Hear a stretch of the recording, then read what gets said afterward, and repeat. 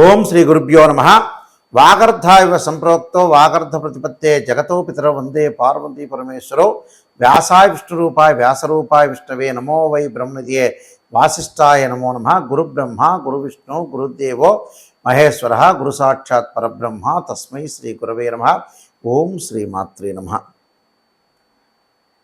మనకి శ్రీ క్రోధినామ సంవత్సరంలో ప్రస్తుత మాసం శ్రావణ మాసంలో గ్రహస్థితులు ఏ విధంగా ఉండబోతున్నాయి, ద్వాదశ రాశుల వాళ్ళకి ఏ విధంగా ఫలితాలు ఉండబోతున్నాయో ఒకసారి మనం చూస్తే, ప్రధానంగా ఆగస్టు 5వ తారీఖు నుంచి సెప్టెంబర్ 3వ తారీఖు వరకు కూడా శ్రావణ మాసం అనేది ఉంటుంది. మనకి చాంద్రమానాన్ని అనుసరించి శ్రవణ నక్షత్రం పౌర్ణమి రోజు ఉంటే అది శ్రావణ మాసం అని, ప్రతి మాసాన్ని కూడా మనం క్యాలిక్యులేట్ చేసుకుంటాం. జ్యేష్ఠ మాసం పౌర్ణమి రోజు ఉంటే జ్యేష్ఠ మాసం అని, విశాఖ నక్షత్రం పౌర్ణమి రోజు ఉంటే అది వైశాఖ మాసం అని మనకి చాంద్రమానాన్ని అనుసరించి చెప్పబడింది. ముఖ్యంగా ఈ శ్రావణ మాసంలో ద్వాదశ రాశుల యొక్క ఫలితాలు ఏ విధంగా ఉండబోతున్నాయి, మరి ఒక్కొక్క రాశికి ఒక్కొక్క రకమైన ఫలితం అనేది ఉండబోతుంటుంది కదా. మరి ఈ శ్రావణ మాసంలో గ్రహస్థితులు ఏ విధంగా ఉండబోతున్నాయి? వృషభ రాశిలో గురుకుజుల యొక్క సంచారం, కర్కాటక సింహరాశుల్లో రవి యొక్క సంచారం, తదుపరి బుధుడు సింహరాశిలోను కర్కాటక రాశిలోను సంచారం, బుధుడు వక్రస్థితిలోకి వెళ్ళటం, శుక్రుడు బుధుడు కూడా సింహరాశిలో సంచారం చేయటం, అలానే 25వ తారీఖు తర్వాత శుక్రుడు కన్యారాశిలో కేతువుతోటి సంచారం చేయటం, శని కుంభరాశిలో వక్రస్థితిలో ఉండటం, మీనరాశిలో రాహు యొక్క సంచారం. ఈ సంచారంలో ఈ గ్రహస్థితిని మనం ట్రాన్సిట్ సిస్టమ్ అంటారు. అంటే గోచారరీత్యా చెప్పబడే ఫలితాలు మాత్రమే ఇవి, జన్మజాతకాలు ఎప్పుడు కూడా కాదు. అది గమనించాలి ప్రజలందరూ కూడా. ఈ గోచారరీత్యా ఈ శ్రావణ మాసంలో మరి ఏ విధంగా ఉండబోతుంది అని చూసుకునేటట్టయితే, కొంతమందికి విభిన్నమైన ఫలితాలు ఉంటాయి, మిశ్రమైన ఫలితాలు ఉంటాయి. కొంతమందికి మంచి ఫలితాలు ఉంటాయి, చెడు మిశ్రమైన ఫలితాలు, రకరకాల ఫలితాలు ఉంటాయి. మనం చెడు ఫలితం రాగానే వెంబటే నెగిటివ్ ఎప్పుడు ఆలోచన చేయొద్దండి. ఆ చెడు ఫలితాన్ని మనం ఏదైతే ఉంటుందో ఆ నెగిటివ్ని మనం మార్చుకునే స్థితి అనేది చాలా ఇంపార్టెంట్. ఇందులో ఆ నెగిటివ్ని ఎప్పుడు కదా మార్చుకొని మనం పాజిటివ్గా వెళ్ళటం అనేది ఇందులో ప్రధానంగా ఉండే అంశం. గ్రహస్థితి అనేది ఏ విధంగా ఉండబోతుంది, ఆ గ్రహస్థితిలో కూడా మనం ప్రత్యేకంగా ఎలాంటి పరిహారాలు చేసుకోవాలి, ఏ విధంగా చేసుకోవాలనేది మనం కొంత ఆలోచన చేసి ముందుకు వెళ్ళాలి. ఈ విషయాలన్నీ కూడా మన శ్రావణ మాసంలో గ్రహ సంచార వీక్షణం ఏ విధంగా ఉందో చూసుకొని దాని యొక్క పరిహారాలు చేసుకుంటే చక్కని ఫలితాలు వచ్చే అవకాశం అనేది ఖచ్చితంగా ఉంటుంది. కుంభరాశి వాళ్ళకి శ్రావణ మాసంలో గ్రహస్థితులు మనం పరిశీలన చేసినట్లయితే, జన్మంలో శని వక్రస్థితిలో ఉండటం, ద్వితీయ స్థానం రాహు, చతుర్థంలో గురుకుజుల యొక్క సంయోగం, షష్టమ సప్తమాల్లో రవి యొక్క సంచారం, సప్తమంలో శుక్రబుధుల యొక్క కలయిక, అష్టమ స్థానంలో మనకి కేతువు, శుక్రగ్రహం శ్రావణ మాసం చివరిలో అష్టమ స్థానంలోకి వెళ్ళటం, బుధుడు కూడా కర్కాటక రాశిలోకి ప్రవేశం జరుగుతుంది వక్రస్థితిలో. మరి కుంభరాశి వాళ్ళకి ఏ విధంగా ఉండబోతుంది అని మనం చూస్తే, కుంభరాశి వాళ్ళకి ముఖ్యంగా కుజుడు కూడా శ్రావణ మాసం చివరిలో వృషభ రాశి నుంచి మిథున రాశిలోకి వెళ్ళిపోతాడు. మరి ఈ గ్రహస్థితి వల్ల రవి యొక్క ఫలితం వల్ల ఉద్యోగ భద్రత అనేది ఎక్కువగా ఉండటం, ఉద్యోగంతో పాటు ఇక్కడ ముఖ్యంగా శుక్రగ్రహం అనేది శ్రావణ మాసం చివరిలో కొంత అనుకూలంగా ఉండటం వల్ల ఉద్యోగ ప్రయత్నాలు, అలానే వివాహ ప్రయత్నాలు, సంబంధ బాంధవ్యాలు, సుఖము సంతోషము ఇవన్నీ కూడా బాగా పెరుగుతాయి.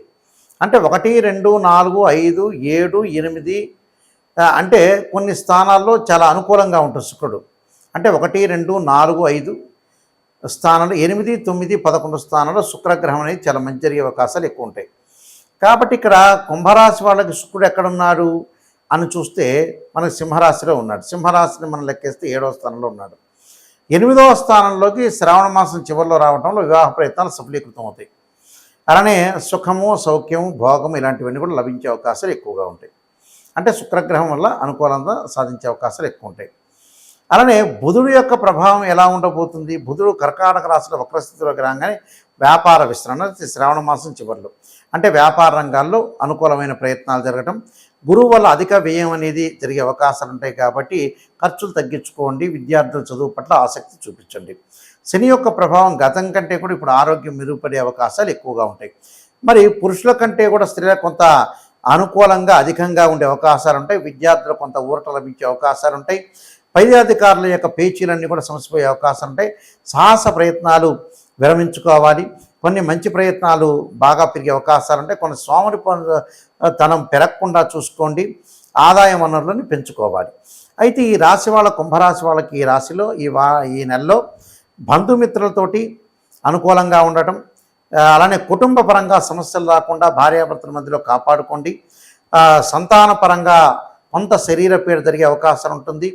దాంతోపాటు ఉత్సాహంగా ప్రయత్నం చేయటం, అలానే మొదటి వారంలో ధనాన్ని ఎక్కువగా ఖర్చు పెట్టద్దండి. బంధుమిత్రులతో విరోధంతో ఉండకూడదు. ఆ శ్రమకి తగ్గ ఫలితాలు వచ్చే అవకాశాలు ఎక్కువ ఉంటాయి. రెండో వారంలో కష్టానికి తగ్గట్టు ప్రయత్నాలు, అలానే ప్రయాణాలు చేసే అవకాశాలు. మూడో వారంలో కీర్తి ప్రతిష్టలు బాగా పెరిగే అవకాశాలు ఉంటాయి. చంచల బుద్ధి, బంధుమిత్రులతో విరోధం రాకుండా కాపాడుకోవాలి. నాలుగో వారంలో సోదరులతోటి కలహాలు లేకుండా కష్ట నష్టాలు ఓర్చుకుని ముందుకు వెళ్ళాలి. అంటే కుంభరాశి వాళ్ళకి ఒక 50% మిశ్రమైన ఫలితాలు బాగున్నాయి. ఎలాగున్నాయి అని చూసుకునేటట్లయితే ముఖ్యంగా వాళ్ళకి శుక్రగ్రహం శ్రావణ మాసంలో అష్టమ స్థానంలో ఉండటం వల్ల వివాహ ప్రయత్నాలు సుఖవంతం కావటం, వివాహ ప్రయత్నాల్లో ముందుకు వెళ్ళటం, ప్రేమికులకు ప్రేమించుకున్న వాళ్ళకి వివాహాలు జరిగే అవకాశాలు ఎక్కువగా ఉండటం, బుధుడి వల్ల వ్యాపార విస్తరణ, రవి వల్ల ఉద్యోగ భద్రత, అలానే శని వల్ల కొంత ఆరోగ్యం అనేది కుదుట పట్టడం, రాహు వల్ల కుటుంబంలో కలహాలు రాకుండా కాపాడుకోవాలి. అంటే ఇవన్నీ కూడా వాళ్ళు జాగ్రత్త తీసుకొని ముందుకు పెడితే అనేక మార్గాల్లో ఆదాయం యొక్క ప్రణాళికలు వేసుకునే అవకాశాలు కూడా ఎక్కువగా ఉంటాయి. అంటే ధార్మిక కార్యక్రమంలో ఆధ్యాత్మికము, దాంతోపాటు తీర్థయాత్రలు, పుణ్యక్షేత్రాలు, తీర్థాల్లో తిరిగే అవకాశాలు ఎక్కువగా ఉంటాయి. అంటే ఇవన్నీ కూడా వాళ్ళు ప్రయత్నపూర్వకంగా చేసే పనులన్నీ కూడా వాళ్ళకి సక్సెస్ అవుతాయి. అంటే పైత్య సంబంధమైన వ్యాధులు, గైనికి సంబంధించిన ఇష్యూస్లో మటుకు కొద్దిగా జాగ్రత్త వహించండి. తల్లి యొక్క ఆరోగ్యానికి కూడా కొంత డబ్బులు ఖర్చే అవకాశాలు ఎక్కువ ఉంటాయి. శత్రువులు పొంచి ఉంటారు. ఆ శత్రువులు ఎవరు, మిత్రులు ఎవరు అనే కాపాడుకొని ముందుకు వెళ్ళండి. గృహ నిర్మాణం చేపట్టాలని అనుకుంటారు, ఒక ప్రణాళికబద్ధంగా ముందుకు వెళ్ళాలనుకుంటారు, కానీ కొంత జాప్యం జరిగే అవకాశాలు ఎక్కువ ఉంటాయి. ఉద్యోగంలో కూడా ప్రతి వాళ్ళతో కూడా అన్ని రహస్యాలు చెప్పొద్దండి. అన్ని రహస్యాలు చెప్పడం వల్ల మీకు ఉద్యోగపరంగా కొన్ని ఇబ్బందులు జరిగే అవకాశాలు ఎక్కువ ఉంటాయి. కాబట్టి ఇవన్నీ కూడా కొంతగా ఆలోచన చేయండి. ఆలోచన చేసి ముందుకు వెళితే మనకు మంచి జరిగే అవకాశాలు ఖచ్చితంగా ఉంటాయి. ప్రతి ప్రయత్నం కూడా కొంత సఫలీకృతం చేసుకొని ముందుకు వెళ్ళారనుకోండి, మీకు మంచి జరిగే అవకాశాలు ఉంటాయి. నేను చెప్పే రెమెడీస్ అనేవి కూడా మీరు పాటించండి. దానివల్ల మంచి సుఫలితాలు జరిగే అవకాశం ఖచ్చితంగా ఉంటుంది. ఈ రాశి వాళ్ళు చేయాల్సిన ప్రత్యేక రెమెడీస్ అనేవి చాలా ముఖ్యంగా మనం భావించి ముందుకు వెళ్ళాలి. దానిలో ప్రధానంగా వాళ్ళు చేయాల్సింది ఏమిటి అనంటే, ఈ శ్రావణ మాసంలో మొదటి గురువారము, లాస్ట్ గురువారము గురు చరిత్ర పారాయణం చేయాలి. అది ఏ సమయంలో అంటే ప్రదోషకాల సమయం కానీ, అలానే గురువారం రోజున గురు హోరలో ప్రాతకాలంలో ఈ పారాయణం చేయటం చాలా మంచిది. ఇది మంచి రెమెడీ. ఇది ఒకటో రెమెడీ. రెండో రెమెడీ వచ్చేటప్పటికల్లా ధనం మరింత బాగా కలగాలంటే కుబేర మంత్రాన్ని చదవాలి. అది ఎప్పుడు చదవాలి? శుక్రవారం రోజు చదవండి. ఓం యక్షాయ కుబేరాయ వైశ్రవణాయ ధనధాన్యాధిపతే ధనం ధాన్యం సమృద్ధిమే దేహిమే దాపై స్వాహ అనే మంత్రాన్ని చదవండి. అది ఎన్ని శుక్రవారాలు చదవాలి? ఇది కూడా మొదటి శుక్రవారం, లాస్ట్ శుక్రవారం రోజున నేను చెప్పిన కుబేర మంత్రాన్ని చదవాలి. శ్రీ జగద్గురు ఆదిశంకరాచార్య విరచితమైన శ్రీ కనకధారా స్తోత్రం సోమవారం రోజున చదవటం మంచిది. అది ఒక్క సోమవారం చదవండి, చాలా మంచిది. ఇది మూడో రెమెడీ. నాలుగో రెమెడీ వచ్చేటప్పటికల్లా మీరు చేయాల్సింది ఓం నమః శివాయ పంచాక్షర్ చేయాలి.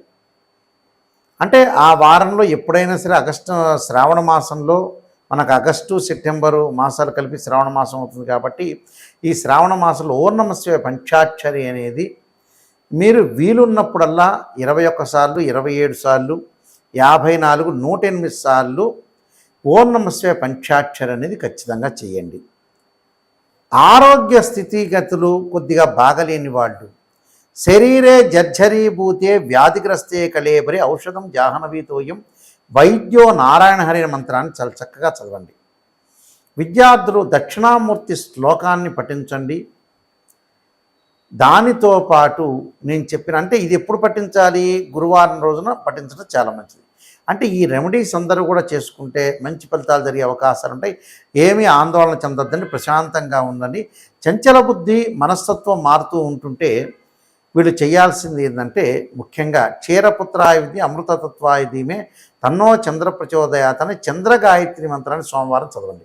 ఈ మంత్రాలు మీరు వీలున్న సమయంలో చదువుతూ ఉండండి. నేను చెప్పిన వారాల్లో చదివితే ఖచ్చితంగా అన్ని మంచి ఫలితాలు జరిగే అవకాశాలు ఖచ్చితంగా ఉంటాయి. కాబట్టి మీరందరికీ కూడా మంచి జరగాలని ఆశిస్తూ సర్వే జనా సుఖినో భవంతు.